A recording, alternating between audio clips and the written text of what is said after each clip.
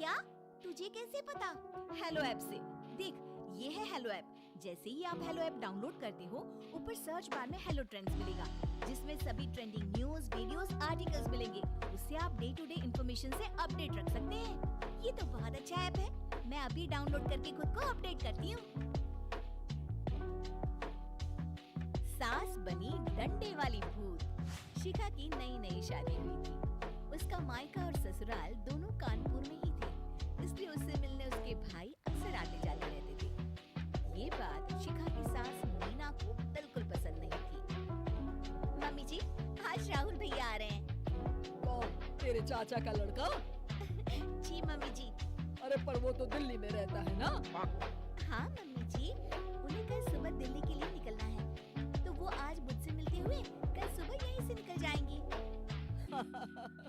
हमने तो धर्मशाला खोल रखी है ना। कुछ कहा क्या मम्मी जी? मैंने कहा हाँ, आने दे तेरे भैया को, जमकर खातिरदारी करेंगे।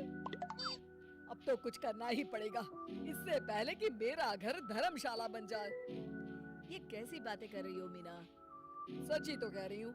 अभी इसकी शादी को साल भर भी नहीं हुआ और आए दिन इसके घर वाले आ धमकते हैं। अरे तो क्या हुआ?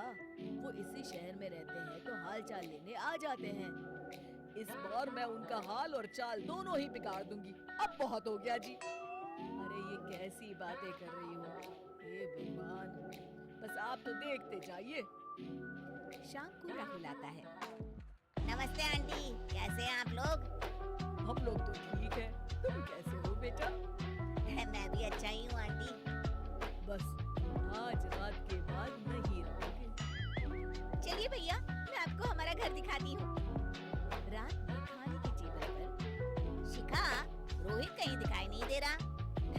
जी भैया, वो ऑफिस के काम से बाहर गए हैं, कल शाम तक आएंगे। अच्छा अच्छा। बेटा, क्या तुम भूत प्रेत में मानते हो? नहीं नहीं आंटी जी, पर अचानक आपको ये ख्याल कहाँ से आ गया? पता नहीं क्यों, कभी कभी मुझे लगता है जैसे रात के समय बैठक में कोई घूमता रहता है। ये आप क्या कह रही हैं मम्मी जी? हाँ, तुम लोग घबरा ना जाओ, इसलिए मैंने आज तक इस बारे में कुछ नहीं कहा। ये आपका वहम होगा आंटी जी, ऐसा कुछ नहीं होता। हो सकता है। चलो अब मेरा सोने का टाइम हो गया है तो चलती हूँ मैं।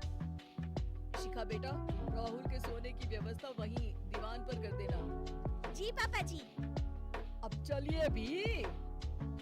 अच्छा, तो बैठक में सोने वाले हैं साहबजादे।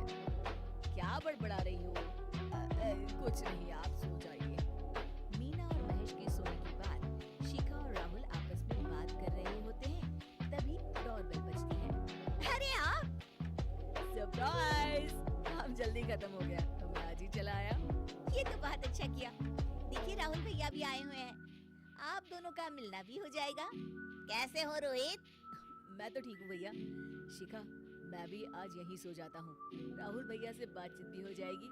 अच्छा अच्छा, ठीक है। मीना आधी रात को उठती है, कंबल मुंह से पैर तक ओढ़ के डंडा लेके बैठक में आती है और देखती है दीवान पर चादर ओढ़े कोई लेटा हुआ है। देखो तो कैसे मजे से सो रहा है बहन के ससुराल में। मीना ताबड़तोड़ 4-5 डंडे मार देती है। अरे मर गया! अरे बचाओ बचाओ, कौन है? मीना जल्दी से अपने कमरे में भाग जाती है। हे भगवान, ये मैंने क्या किया? ये रोहित कहाँ से आ गया? लगता है ये नालायक राहुल मेहमानों वाले कमरे में सो गया होगा। आज तो इसकी खैर नहीं। उधर बैठक में, अरे क्या हुआ रोहित? मैं बाथरूम में था, तुम्हारे चिल्लाने की आवाज सुनी। पता है भैया, मैं सो रहा था, अचानक से कोई आकर मुझे डंडे मारने लगा। ये क्या कह रहे हो? लगता है तुम भी आंटी की तरह भूत प्रेत में मानते हो। नहीं नहीं भैया, सच में कोई आया था। मैं तो जा रहा हूँ मेहमानों वाले कमरे में सोने के लिए। इस समय अपने रूम में जाऊंगा तो शिखा की नींद खराब हो जाएगी। ठीक है भाई, जाओ तुम जहाँ तुम्हारा भूत डंडा लेके ना आ सके। थोड़ी देर बाद मीना कंबल ओढ़ के डंडा लेकर मेहमानों वाले कमरे में पहुंच जाती है। वो बिस्तर पर सोए रोहित को फिर डंडों से मारने लगती है। अरे मर गया रे, मर गया। तू भूत प्रेत में नहीं मानता ना? ये ले, अब डंडे खा। हैं? ये तो माँ की आवाज है। रोहित कंबल खींच देता है। बेटा तू अरे ये क्या कर रही हो माँ? मार मार के मेरा भरता बना दिया आपने। माफ कर दे मेरे लाल, मैंने तो तुझे ही मार मार के लाल कर दिया। मैं तो उस राहुल के बच्चे को सबक सिखाना चाहती थी। राहुल भैया को? हाँ बेटा, मुझे लगा अगर उसे डंडे मारूंगी तो शिखा के मायके वाले यहाँ आना छोड़ देंगे। हे भगवान, माँ ये घर शिखा का भी है। उसके घर वाले जब चाहे आ सकते हैं। हाँ बेटा, आज मुझे भगवान का इशारा समझ में आ गया। मैं कितना गलत करने चली थी और अपने ही बेटे को चोट पहुंचा दी। अब चुपचाप जाके सो जाओ माँ, और किसी को कुछ बताने की जरूरत भी नहीं है। शिक्षा दूसरों का बुरा चाहने वालों के साथ भी बुरा ही होता है।